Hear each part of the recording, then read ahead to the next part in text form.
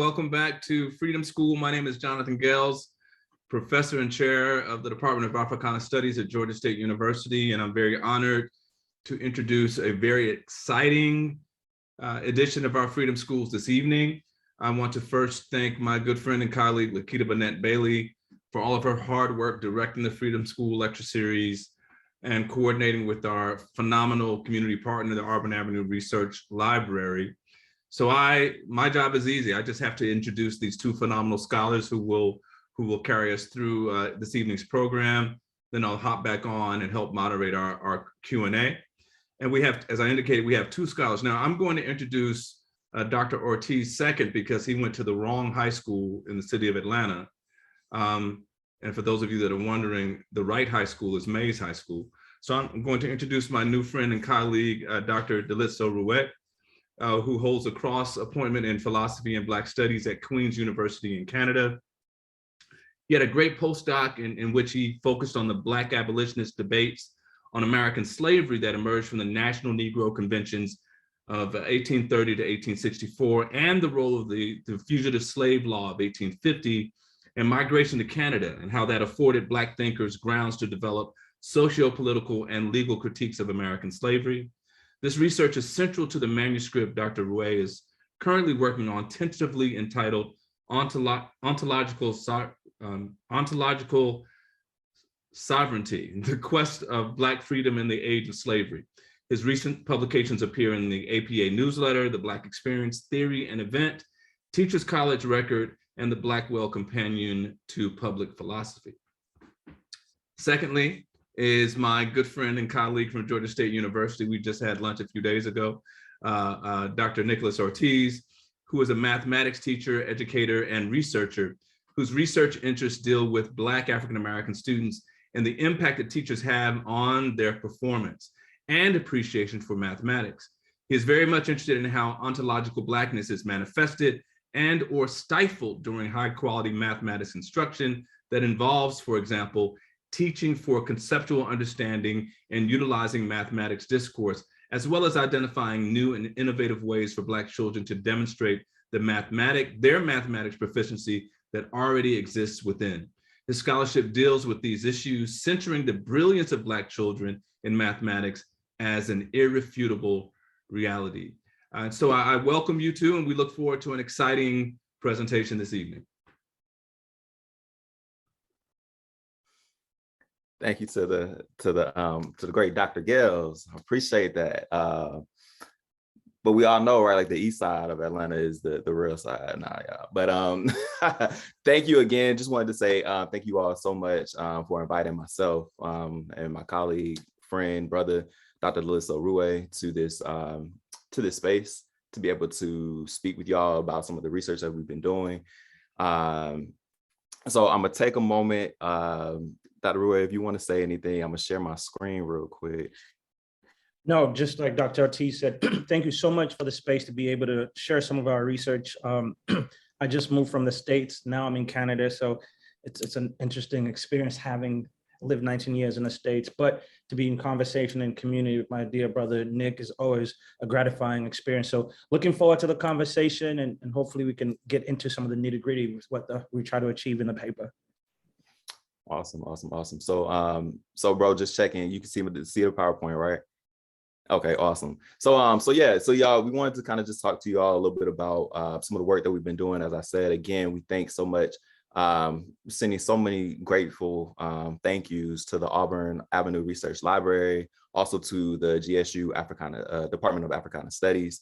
I don't get to interact with them as much as I would like to because I'm over in the College of Education, but this is such a beautiful thing just to be able to, again, have this space and to be able to talk with y'all in this moment. So with that said, we're going to go ahead and advance forward. As my brother, Dr. Gales, just did, gave a little bit of our bios. Again, I'm here, Georgia State. My brother, Dr. Dalitso Ruwe, just recently in Canada as well. So yeah, with that said, to kind of give y'all an idea a little bit about the background and what brought us here, right? Like, so this talk is essentially getting into one of the and unpacking one of the papers that we recently published in Teachers College Record. particularly the title of this paper, and with the hopes, right, like that some of y'all will go download the paper, read it, and just be able to interact with us, all those good things. The title of this paper in Teachers College Record is Black English and Mathematics Education, a critical look at culturally sustaining pedagogy. So to give y'all a little bit of background, so what we're doing and what we're interested and what brought us to this paper, right, like is that part of what I was doing was I was publishing one of this paper, and I've always followed really closely some of Gloria Laston-Billings' work, right, like who has coined the term culturally relevant pedagogy.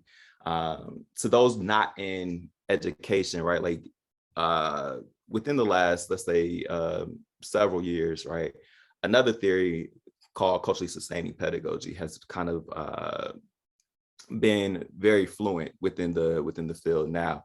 So, and as I was getting ready to publish another paper, one of the editors was saying, right, like you need to make sure you include this theory within your paper. So, you know, as scholars, right, like me and my brother, we stepped back, we said, okay, well, let's explore this theory a bit more, right? Like, is this something that we think we want to insert and immerse within our paper, right? Like, does it make sense? Like, where is it going? Let's try to unpack it a little bit more. So that's what kind of brought us into looking a little deeper at culturally sustaining pedagogy, right? So the first bullet that you see on here, right? Like, so what we're really interested in, what I'm really interested in, right? Like, is the ways in which a philosophy of mathematics education must grapple with the importance of language.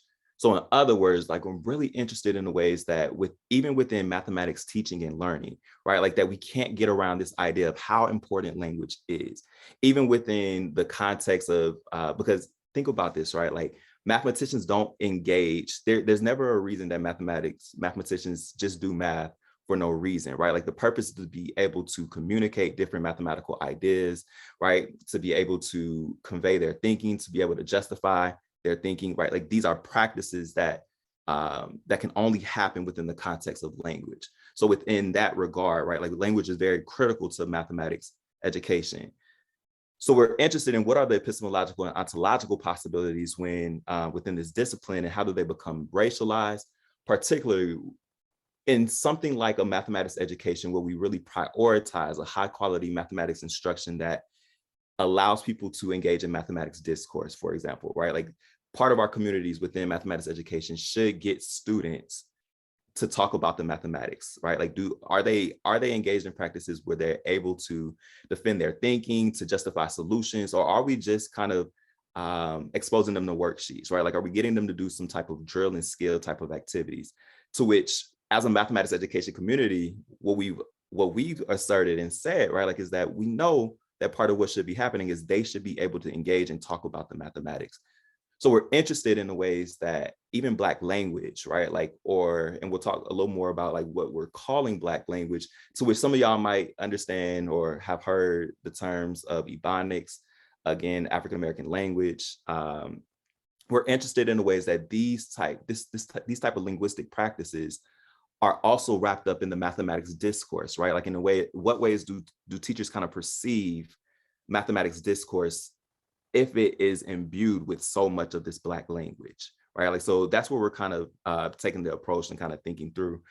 The big and overarching question that we want y'all to kind of keep in mind as we kind of go through this work, right? Like, and what we were posing and positing was whether or not CSP, or in other words, culturally sustaining pedagogy, is beneficial to the mathematics education to which we want to expose Black students, right? Like, does it kind of center them? Is it beneficial to them? And those different types of things. Again, this work kind of stems from some of past work that has, like, so if y'all aren't familiar, right, Gloria Laston-Billings coined the term culturally relevant pedagogy back in 1994 with her book, The Dream Keepers, to which that, like, though many people within education, outside of education, know Gloria Laston-Billings for this work, right? Like the culturally relevant work, the culturally responsive work. Again, but in the more recent years, right, like within education, what we've seen, right, like is this kind of transition to what we're seeing, or what has been defined as culturally sustaining pedagogy. Again, we're interested in the ways that whether or not culturally sustaining pedagogy sets up Black students in particular for a mathematics education that we think they should be exposed to. So with that said, within culturally relevant pedagogy, Lasson Billings outlined these three different tenets, being academic excellence, cultural competence, socio-political consciousness. So on that work is like kind of where the starting point of this research that we're doing today kind of looks at, and then going on to say like what was good about that work, right? Like, and do we need to move on to this other kind of framework of culturally sustaining pedagogy? Yeah, and so, and let me just on the onset also apologize. My training is in philosophy, so if I sound convoluted and throw big terms, please help me revisit them during the Q&A. But as Dr. Ortiz said, part of what we're trying to do is really think about Black intellectual history and education history, right? So just thinking about even the title of this particular workshop, Freedom Schools, we can think about Bob Moses, right? Education with math and Black people and language itself. So post the 1980s, one of the big arguments made in education was this concern about Black youth. All of these Black kids in these universities being educated, how do we educate them, right? So educators are trying to figure out theoretically, how do we educate Black youth? Do we need different forms of pedagogy? What do we need to ensure that they're actually able to thrive? So Lasson Billings puts this forward, right? Black youth culture and the Black people's culture itself creates intellectuals, right? So their own cultural group is responsible for creating a particular tradition of intellectualism. So what we were trying to trace out is this way in which, how is this morphed into this conversation around critical sustaining pedagogy, which in so many ways is trying to say, look, when Black kids were entering into the academic space, sure, we needed to use their culture as the basis of which we enculturate them and teach them. Cultural sustaining pedagogy is making a case to say, no, Black youth are now in a multicultural space with other youth, and we have to interrogate if it's still relevant, right? So the conversation shifts from responsiveness to the needs of Black youth to its relevancy. And this argument then is hinged on language particularly, right? So what critical sustaining pedagogy then says is like, look, there's an overrepresentation of Black English, particularly hip hop language, as the basis of youth culture. So anytime we think about youth culture, we tend to think of hip hop culture and the language that emanates from there to be germane to its youth. One of the critiques that culture sustaining pedagogy is then trying to say is that hip hop culture and language is decadent, right? It's full of insults, it's full of sexism, misogyny, right? So what then they're saying is that we have to figure out if we should still be using hip hop and Black English as the basis of educating not just Black youth and actually other people who have an affinity for Black culture, right? So part of what we're trying to show in the paper is to create a genesis of these two fields to say, one comes from responding to the needs of the 1980s in which Black youth and Black studies is becoming integral to the American landscape.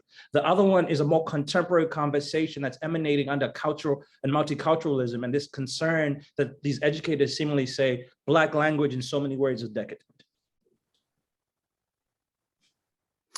But did you want to talk any about the language crossing, the styling the other? Did you want to? So basically, so really quickly, what we also do in the paper is we trace out the differences between cultural sustaining pedagogy based on the genealogy that comes from, right? So the work really built on social linguistic people, mostly in the British landscape, right? So again, the British landscape was interesting for the same reasons we're articulating in the US. In the 1980s, you're getting a drove of West Indians, right? The Jamaican, Haitians. They're bringing in a lot of cultural influences. The music, reggae is popular, hip hop is popular. Social linguistic people are then trying to figure out how white youth are adopting these terms or even the language and then using this language to either have an affinity with Black youth or not, right? So this concept of language crossing becomes germane to its social linguistic thinking, right? They're trying to figure out how do youth who are not Black participate in youth culture under this norm. And then secondly, they're thinking about this notion of styling the other. This style of the other is really one that says Black youth, for example, tend to use racist slurs around other youth to make sure that they feel comfortable, right? So language crossing is about the ways in which non-Black youth are using Black language to have an affinity or cultural relationships with Black people. Styling the other is the way in which Black youth use racial insults as an affinity or a way to have relationships with people. So this again is the heart of the issue, right? Like, as we're saying, what we're trying to defend is the way in which Black youth, right, the concerns of cultural responsive pedagogy, cultural pedagogy was really about the responsiveness to the language, the way in which you could code switch as an educator, or even using the language that Black youth themselves have as a basis of education. Cultural sustaining pedagogy is saying no. Hip hop culture or African-American language is decadent. We're seeing youth out here just using racial slurs, right? They're using all these concerns. One of the things that then posits is to say, while youth culture or hip hop culture becomes very flexible for other groups to participate in, Black youth are not able to participate, say be able to talk in, say, Creole or say something like Spanish, right? So that while other groups can participate in Black language, Black youth are left out of this. So their concern here is about how language crossing is working, and particularly how insults can be working, and the exclusion of Black youth in other racial group or culture groups' languages, right? So this is one of their posits. So given this sort of understanding, what we then try to do is have a defense here about the ways in which culture sustaining pedagogy goes awry. The first one is this idea of multiculturalism, right? Again, multiculturalism, the 1980s, was a response to the Black Power movement, Black Studies movement, and even culture sustaining pedagogy, in which Black youth should be centered as the basis of thinking how we should educate them, right? Multiculturalism says, look, everybody's been oppressed, and one of these other groups that's been oppressed has to be brought into the melting pot. So one way we bring Black youth into the American melting pot is diluting their language, right? So to come into this space of education, we have to deal with this problematic sense of their language, right? So what we're then saying in this paper is that multiculturalism has always been built on the exclusion of Black people. Black people are the litmus test in which America defines itself and how it excludes other groups. So this is one of the critiques we levy against culture sustaining pedagogy. The second critique here is the conflation, again, around relevance and responsiveness, right? So like we're saying, the responsiveness is still something that has to deal with that Black youth have a particular language and culture group that they belong to. You can't just then all of a sudden exclude them or say this is no longer relevant, because the question there becomes then, for whom is this not relevant for? Right? And how is then culture sustaining pedagogy relevant for some groups? So that exclusion takes away from what exactly Nickolaus and Billingham was saying. And through the paper, we actually give a defense. We show how, there are studies that are being done in the K-4 system in which young youth can have dexterity, right? The way in which they can use African-American language to be able to have literacy. The third critique here is about the study of Black youth through hip hop language, right? Since the 1994, right, when the whole nation had a convening around hip hop music and the creation of labels to put on parental advisory, this has created different notions about hip hop, right? So you get hip hop studies in academic senses, you got all these critiques that are one sense beautiful, the other sense is that they don't do with the material history. What we then become preoccupied is that Black youth just insult each other, right? We don't deal with the material history being excavated through the language and the critiques in which they're putting forward. Indeed, right? So then kind of building off of those critiques, right? Like then part of what we do next, right? Like is start thinking through in what ways did culturally relevant pedagogy, right? Like what Lassen Billings kind of put forth, right? Like still kind of hone in on the what it looked like to educate in affirming ways Black youth, right? Like in particularly Black language. Part of what we're asking too, kind of building on what Dr. Ruwe was just kind of saying, like in some of the different critiques, right? This first bullet, right? Like, is the portrayal of Black language multidimensional enough within this context of culturally sustaining pedagogy? Or in other words, right? Like, does it allow us to also talk about the ways that Black youth kind of bring brilliant mathematical ideas into the mathematics classroom by way of their language, right? Like, does it allow them to be able to think through different things, particularly as it pertains to rigorous mathematical thought? Like, do we think about Black language also having that type of capability of being able to do those rigorous mathematics things that we want and engage in mathematics discourse in ways that Black youth that we know is Black youth are capable of? The next one, kind of, right, like they also don't reap the same benefits of this language. Part of what Dr. Ruwe was kind of getting at, what we're talking about in the paper, right, like is that what are the consequences for Black youth using Black language within the educational context? Particularly, right, like we're interested in the ways that other youth that take up Black language, or even outside of school, right, like celebrities, white celebrities that take up Black language, right? In what ways do they get to benefit from this type of language, but in the same way Black youth who use this language get penalized? Part of what Dr. Ruwe brings into the part of the paper, right, like is how Black youth get a lot of times their use of Black language gets them riddled into different special education courses, right? Like they're not seen as actually being able to present these different rigorous type of ideas, right? Like they're seen again as lacking in some type of way, right? Like, so in what way, like part of what we're saying, right, like is that, does CSP take seriously enough the way that Black youth who do use this language, right, get positioned when they try to continue to use this language? And in what ways do other identities or student identities are able to use this language and to profit off of it, or to benefit from it in ways that Black children don't? All right. The next one, the next bullet, kind of talking about like, while culturally relevant pedagogy, again, has these ties to a multicultural tradition. Part of what we see, right, like, is that, and part of what Lassen Billings did in her work, right, like, was allowed us to be able to talk more deeply and specifically about Blackness in and of itself, right, like, or to center Black children, Black identities within these different educational contexts, right? So which, right, like, again, what Dr. Ruwe was kind of saying, right, like, is that within a culturally sustaining pedagogy type of tradition, right, like, we kind of see a more melding of these different identities to be grouped into like a youth culture, right? Like, or this pluralistic or this multi-ethnic, right? To which we're not saying that it's inherently bad, right? Like, but what then happens, right? Like, is that kind of gets conflated with these ideas of oppression. And then also it doesn't allow us to explicitly enough deal with the idea of what anti-Blackness looks like for these students, right? Particularly in the ways that Black youth who continue to use Black language get positioned before their use of Black language. So that's part of what we're interested in. Are they able to use it and reap some of the same benefits? And does it make the case for still being able to talk about the Black specificity? It almost has like this very, to which some scholars, right, like have questioned, right, like the ability to think deeper about like what it means to be people of color, right, like, or to identify, right, like, as people of color, right, like, again, not saying that it is inherently bad, but again, in what ways do we lose the specificity for these different nuanced identities within that grouping, right? And then in this last bullet, part of what we're saying, right, is that the link between culturally relevant pedagogy and mathematics education, right? Like, I know some of y'all might be like, well, are we getting to like the actual math content? But part of what we're saying, right, like, is in what ways do we think about the ways that even mathematics education is structured around these ideas around like what language looks like and what can be culturally relevant. Part of what culturally relevant pedagogy shows us, right, like, is that Black language could be that tie into particularly the cultural competence that Lassen Billings foregrounds in culturally relevant pedagogy, but then also the academic excellence and the social political consciousness.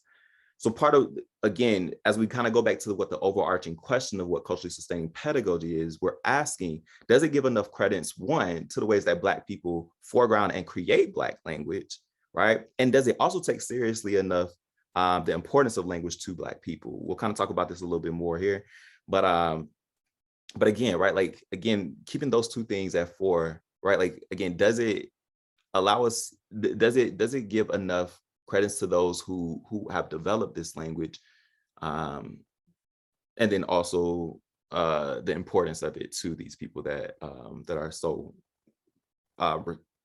in charge of, like, or I won't say in charge, but committed to its development. The next part that again, kind of getting a little deeper into the math education, right? So Eleanor Orr published a book back in so the reprint is actually 1997, but for those who have heard of the book Twice as Less, right? Like, this was like one of the first, like, first major, I would say, right? Like, analyses of like, in what ways does Black language, or even like around that time we're using the language more so of Ebonics, right? Like, in what ways does that kind of interact with the ways that Black children engage with mathematics and science teaching? So that's part of what she was saying. Now, Black scholars, right, have critiqued the mess out of Eleanor Orr's work, right? Like, but part of what we borrow from that idea, right, like, is that there is this relationship between mathematics teaching and learning and what we call Ebonics, or African American language, or Black language. We use this text only to acknowledge that our reading of the text is akin to what Bill Tate who stated that the linguistic research contributes to understanding the African American experience in mathematics, and also Orr's work, which suggests that mathematics teachers must invest time understanding African American experience and be willing to incorporate this knowledge into their pedagogy. Also, we think about how Black English one of the questions, right, like, that culturally sustaining pedagogy kind of brings up, right, like, is that the ways that we have traditionally thought about cultural ownership, right, like, are they no longer relevant, right? Like, can we no longer say, right, like, that this group owns or position them as owners of a certain type of culture, right? Like, to which it's like, well, how then, again, right? Like, when we think about the way that Black students or Black people are kind of positioned against this cultural ownership, it almost kind of takes on this language or this lens of a certain type of appropriation, right? Like, it's like, how then does it no longer, if the idea is that ownership is no longer there, right? Like, then part of what we're asking, right? Like, does it become a misnomer to say that this is still Black language, right? Like, do we just need to go ahead and change the language of, well, that's no longer Black language. It's not owned by Black people. So why give it that type of name? So that's part of what the tension that we were trying to grapple with in there. And again, for those still kind of thinking, right? Like, in what ways or why does language kind of matter to this idea of mathematics education? Think about part of what I'm interested in and I think through, right? Like, is, again, as we think more about like a philosophy of mathematics education, think about even in this statistics course that I'm teaching right now, the difference between just the words and or, right? Like, when we start grouping different ideas, right? Like, what it means to use and or inside of statistics have radically different meanings, right? Like, they compose different formulas, right? Like, so again, this idea of language is very central to even the way that we construct statistical knowledge. If you think about even in geometry, right? Like, part of one of the first things that you learn in a geometry course is how to engage in a process of proof, right? Like, in those ways, like, we talk about like what it means to do an indirect proof, to do a direct proof, right? Like, and you get socialized into the ways that you use language to prove different things in mathematical context, in different mathematical contexts. Again, we're interested in the ways that, because language is so inherent and embedded in the ways that we engage in mathematics, again, in what ways do we use that to think through the way that Black language gets taken up in these spaces as well?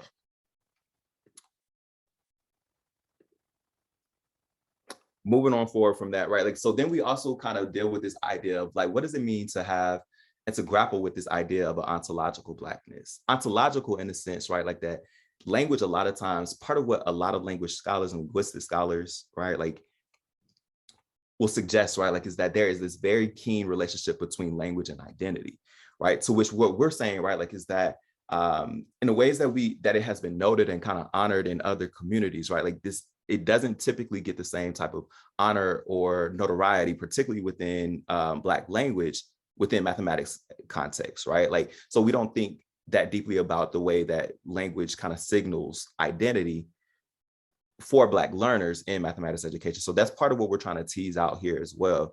And part of what we're saying, right, like, is that language is more significant to Black people than the culturally sustaining pedagogy seems to account for, right? Like, part of what is so interesting about language for Black people is that it is inherently rooted in matters of existence, culture, identity, and survival, right? Like, even the ways that we think about how we identify, or we identify, like, we call ourselves certain racialized identities.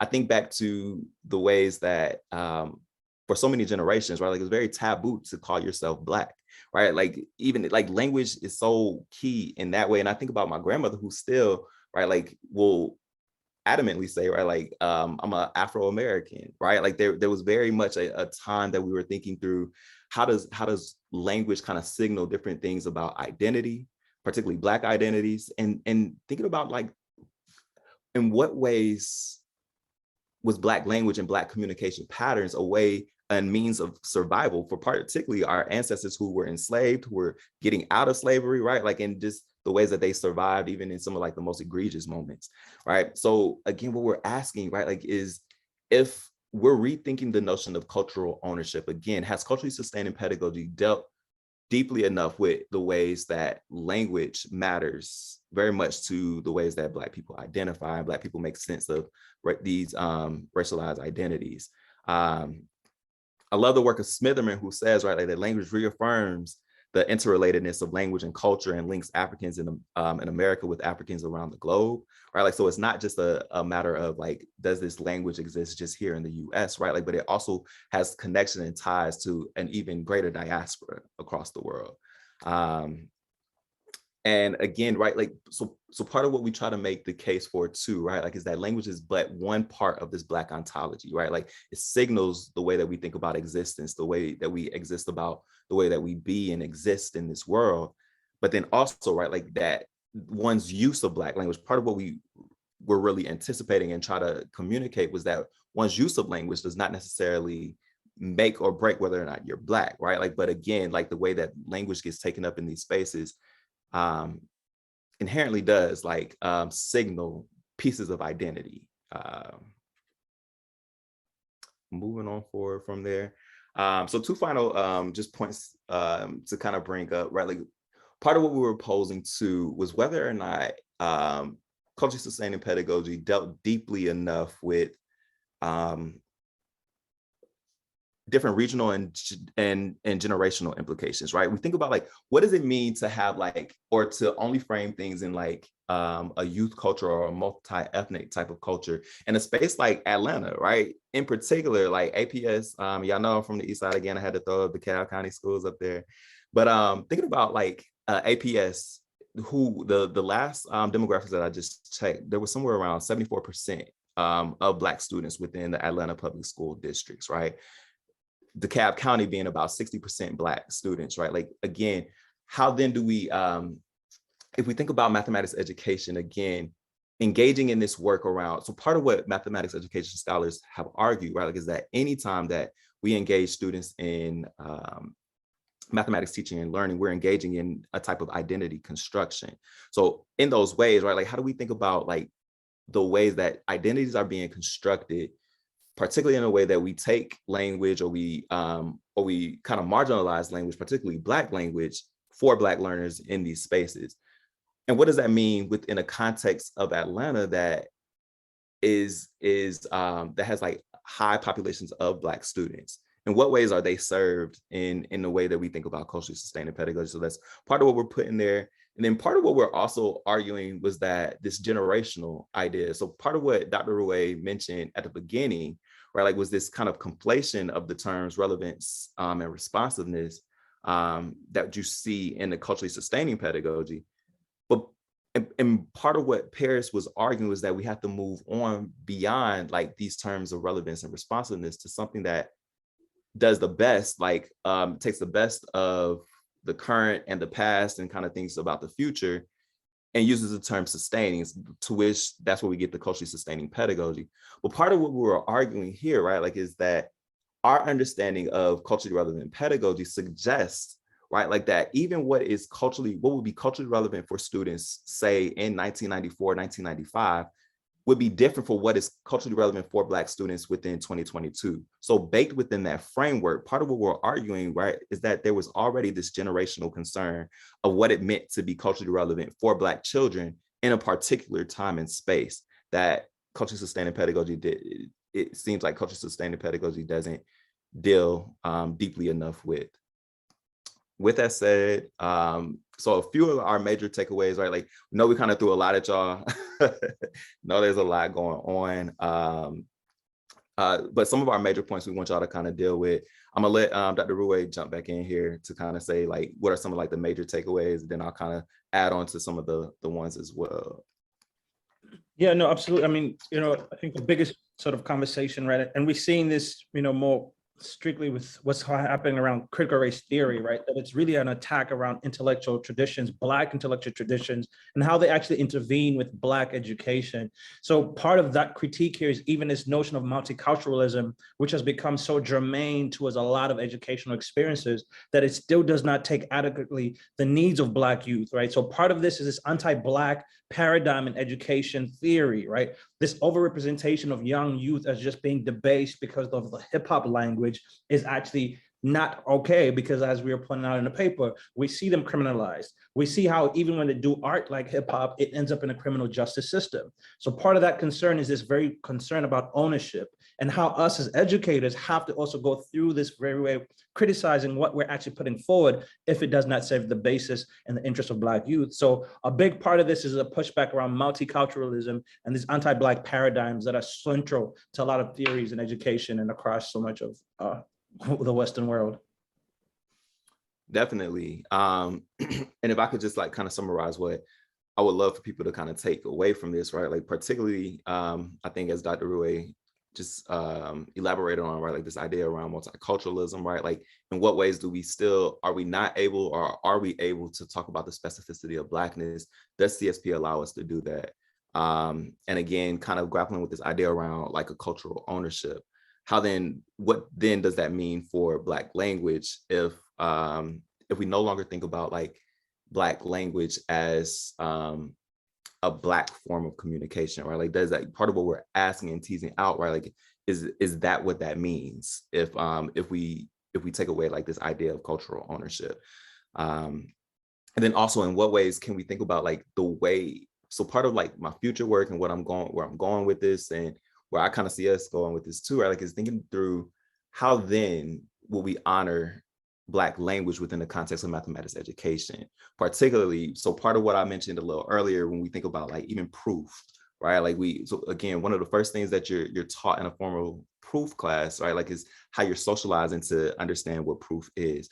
Part of what I've done with Black children that I encounter in mathematics spaces, right? Like is to say, right, like that we literally, like we have our own methods or our own styles of proving in different environments, right? I think about, thinking about just, I think Andre 3001 said, right, like if you say real talk, I probably won't trust you. Right? Like, so thinking about the ways that we kind of come with these different ideas of like, what does it mean to prove something, or what does it mean to verify or or think about truth in certain ways.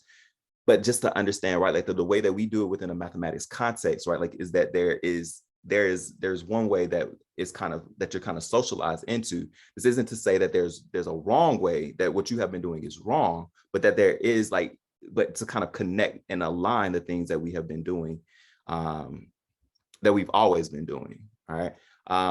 Just to kind of end that there too. I think part of what I wanted to leave off on this page was, so that was another part of it, just like kind of thinking through like in what ways like do you kind of demonize, right, like Black language, but then also, right, like it kind of presents a whole literary canon, right? Like, so we think about like even the ways that like Toni Morrison uses language within her novels, right? Like other scholars like Ishmael Reed, right, like use Black language in something like a mumbo jumbo, right? Like how then does it create like this literary canon, but then also end up putting Black children within special education, right? Like, again, like how do we think through that?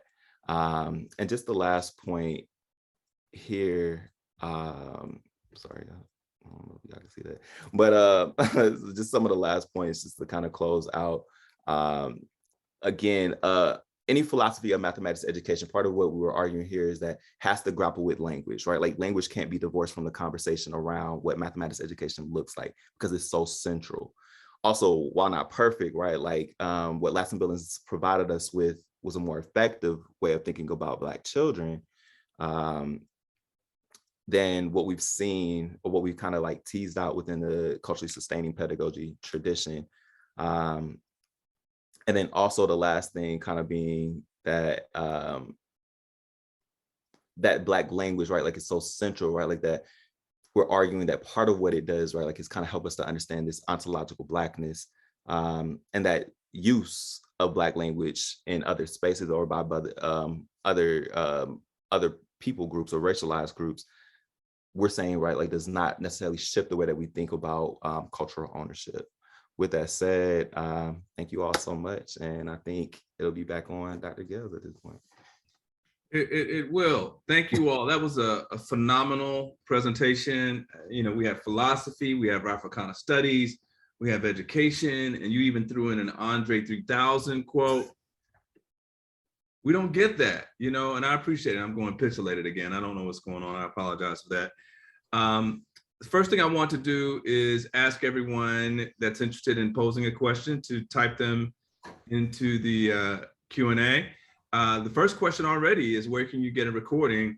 And all of these Freedom Talk sessions are on the Auburn Avenue Research Library website on their social media as well. And I also wanted to acknowledge some names that I see in attendance. My good friend and colleague, Dr. Gertrude Tinker Sachs is on the call. The one and only Joyce King is on the call, and of course my colleague Lakita Burnett Bailey. And I think my former student Marquise Baker is on the call, and my current student Mason, who is in my seminar and practicum class, is on the call as well. So I'm going to start with some questions here, and one of the things that I'm struck by, I have a master's in school psychology, and there's a reason why I'm not a school psychologist, and it has a lot. I'm going to turn my video off because this is distracting me. I'm in the matrix. One of the things that frustrated me was the way in which tests were used in public schools to disproportionately place primarily young Black men in special ed, right? And so listening to you all talk about your work, which is very exciting, I wanted to provide you with an opportunity to talk about the distinction between surviving the classroom versus thriving in the classroom. And I think we do a lot of surviving in schooling. And clearly what you all want to do, what many of us on this call who are watching and have watched your presentation, want to create an environment where young Black people are thriving in the classroom. And I just wanted to ask you about your thoughts about that as it relates to your research. Sure. Yeah, so I think if y'all haven't, right, like I think Bettina Love's book, right, like really helps to get at this idea of like thriving versus surviving. Right. I think just in my own context and my own thinking, right, like so part of the work that I'm engaging in now, hopefully it's about to be published, right? Like it's about to be published real soon, right? Was that I'm dreaming about, and I use the language of Danny Martin to say, like, what would it mean, right? Like if we designed a mathematics education or math experience for Black children, right? What would it look like if, first of all, we dreamed about it with them in mind, right? Like how different would that look if we started out and we said, right, like this is a mathematics education that is worthy of Black children. To me, that would be the goal of what thriving is, right? Like it's not a matter of just like, do I come here, right? Like do I engage in what Dumas kind of talks about, like where education is like such a place for suffering and violence for Black children, right? Like, but in what ways do I actually, in my work, part of what I'm posing and engaging in like this Afrofuturistic / this liberatory mathematics education, right? Like, and imagining is what then would it look like for mathematics education or school environments, right? To be a place where Black children run, right? Like, what would it look like for them to say, right? Like, this is the space that I feel most human in. This is a place that I feel most seen in, right? And I think part of that gets at the way that they feel like they have to code switch, right? Like in a place where you feel like you have to code switch, right? Like you can no longer use what April Baker Bell says is my native tongue or my home language, right? Like in talking about African-American language or Black language, like that's a space that is not that is only surviving, that you're not thriving. To feel like you have to change something about you or something that's so central to the way that you signal identity, to me, that's the difference between the thriving and surviving. So what does it look like for Black children to come to a space and know that this is the space that's going to be most humanizing for them? Dr. Ruwe? Yeah, no, that's a great question. I mean, in so many ways, I think, I get into philosophy because of who Cornel West represents for me in undergrad and what it means to then think about the ways in which, the best of what Dr. West would try to say is the way in which we're always living histories as Black people. And a part of the challenge with the education system is there's only one form of intelligence that's always represented and not the other ones, right? And to be Black in any context in the Western world is that you have multiplicities of intelligence. And I think that becomes integral towards what education must do. How do we honor that Black youth come in high end and very intelligent, but we don't know how to model or give them resources that they can leave between the classroom and the other spaces in which their intelligence can be honored, right? So I think a lot of how I theorize and think of so much of my work is exactly this. I always I always think about Nas, right? A dropout who ends up having a scholarship and a place at Harvard, right? Like, and he talks about this. What does this mean? Nas is not the only type of genius we have, but there are multiplicities of Black genius. And I think that is integral into it's how we theorize about thriving, right? The ways in which Black intelligence has to be given space to be both enculturated and given a space to show its genius in different spaces. Right, right. I remind everyone to type your questions. I have another one before we get to a question from Marquise Baker. So what about shame? You know, the way in which some of these practices that you reference cultivate shame, and the way in which shame creates distance between what it is that we want young people, how we want young people to engage in the educational, context, how it creates distance. And so have you all given any thought to the way in which shame manifests itself and as it relates to your research? Yeah, great question. I'm thinking, and I think this kind of relates to how I was kind of thinking about Marquise's question as well. So I think what's interesting, right? Like, is that part of what I see having to happen, and part of what I think April Baker Bell does in her book, is to say, right, like, how do I help Black youth understand, like, the language that they use is not decadent, right? I think there's so much of a part of it that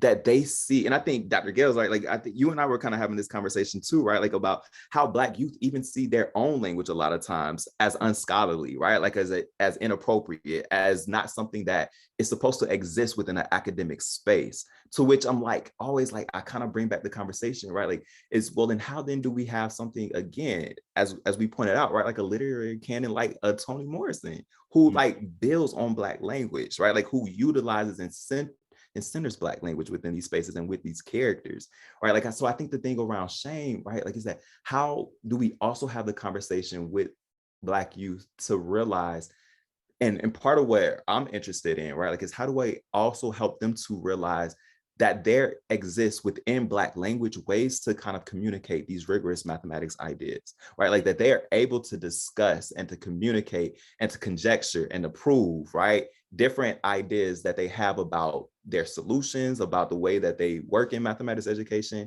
by way of their language, right? Like, and I think to kind of like going off of Marquise's point, right? Like, is that a lot of this has been theoretical thus far, right? Like, so I haven't had so part of, right, like what I'm hoping to do in the current some upcoming research, right, is to be able to engage with Black youth to say, like, how do we kind of shift, right? Like, or have you ever thought about your language in these ways, right? Like, so the ways that I've thought about Black language and kind of said, right, it is a space in which we can do these wonderful, high level, rigorous types of things within mathematics, right? Like, how then do we also get them to understand that too and engage in that part of the conversation? So no, I haven't had the opportunity to do that empirical research around there, Marquise, but that's part of what I kind of see connected to the shame. Like, how do part of the conversation around them is to help them undo what has been said, or the ways that Black language has been marginalized in these spaces. So, and I'm not sure, Dr. Ruwe, you wanted to jump in and say. Oh, yeah, no, absolutely. I mean, and I think a little bit we talk about in the paper is the way in which there have been studies that have shown that when Black youth are not affirmed with Black English in a classroom, they tend to think the professor and their prospects to go off to college is not there, because they think again of the shame of not being acknowledged as somebody who's capable of creating intellectual critiques. I mean, my own work, I find it interesting, so much of some of my dissertation work and contemporary work is looking at Douglass. Frederick Douglass, before he would give a speech predominantly to a white audience, was flippant. He would always say, excuse my speech because I was a former enslaved person, right? So if I don't articulate myself well enough, it's because of slavery, right? And in there's a social critique about the very American landscape, right? That the shame is not something ontological, right? But it's something given within the social systems themselves, right? So helping students understand, like, this is not you, qua you, but the systems around you engender these affects and feels on you. And that you have a tradition of people who have used shame on the system itself, right? I mean, that's some of the best of Black humor and critique, is the shame, the American landscape itself. Right. And building on that point. Oh, I'm sorry. Go ahead, Dr. No, that's you. Go.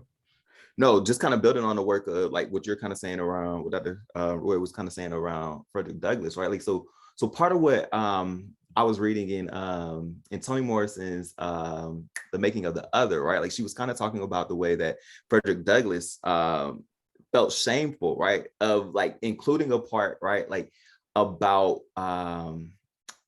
his grandmother, right? Like, it was like there was this sense of mourning. I think it was his grandmother. I have to go back and check that, y'all. But part of it was that, like, I'm not supposed to mourn within this text, right? Like, the white publishers do not want to see this part inside of a published work, right? They don't want to see that. And I think that was the shame of him still, right? Like, kind of giving that disclaimer to say, please pardon me, allow me to do this in this moment. So it's like, how do we get Black children to realize or to kind of accept you don't have to give that type of disclaimer, right? Like, I think we're in a place that say, how do you exist without feeling like you need to give that type of disclaimer? Right. Yeah, it reminds me of Sonja Lanehart, who's a professor at University of Texas, San Antonio. I think she's still there, and she's in my documentary on the Ebonics debate. And she has a great book called Sister Speak, and there's a moment where, she's talking about presenting on this language pattern, this language variety at professional conferences, and other academics, primarily white, are pushing at her, saying, well, why aren't you using it now if it has so much value? And her response was, well, you haven't earned the right to hear me speak that way. You're not in my circle. And, if we can get to a point where we help, young people understand that this is something that is valuable, that is not something that should be associated with any shame. Like, what does it mean to help them understand what it would be not to have this language variety? If you could only speak in one way all the time, I shudder to think. And so we're all producing something that approaches standard English here, right?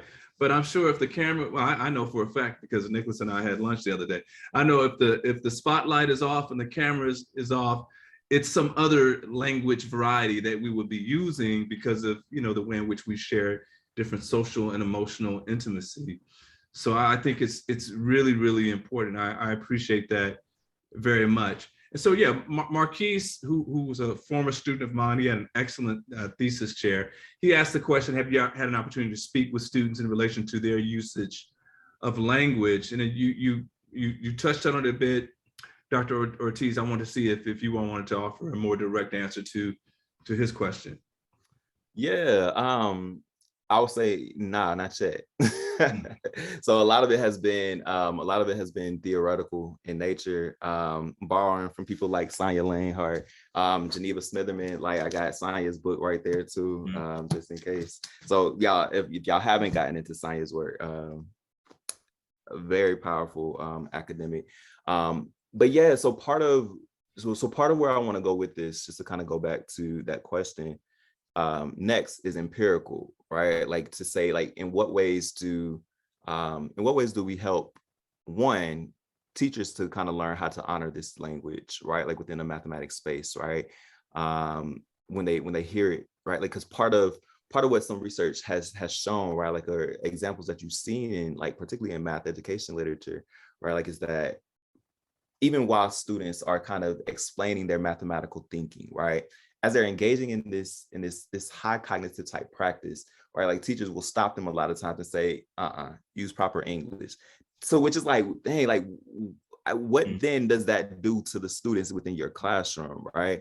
So that's part of the work, Marquise, that I'm interested in, is to say, like, how do we work with teachers to help them to understand the value in this language, right? Like, in the ways that this language does offer very high level, rigorous mathematical thought. But then also the other part of that work, I think, in talking to these students, is how do you all think about the ways that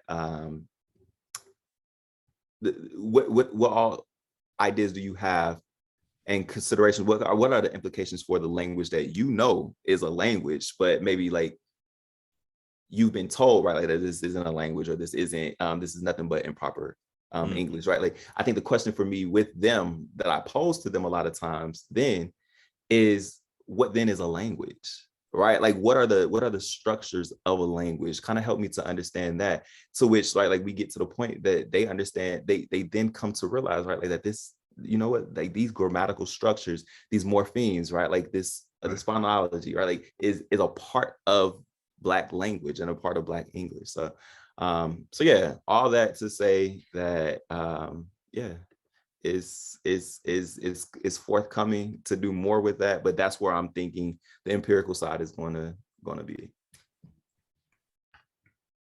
Dr. Ruwe, did you want to add anything? I mean, listen, I'm a philosopher. We don't do empirical on this end, but no, I mean, I think everything Dr. Ortiz is saying and just echoing that, and and as you were saying as well, I thought about that.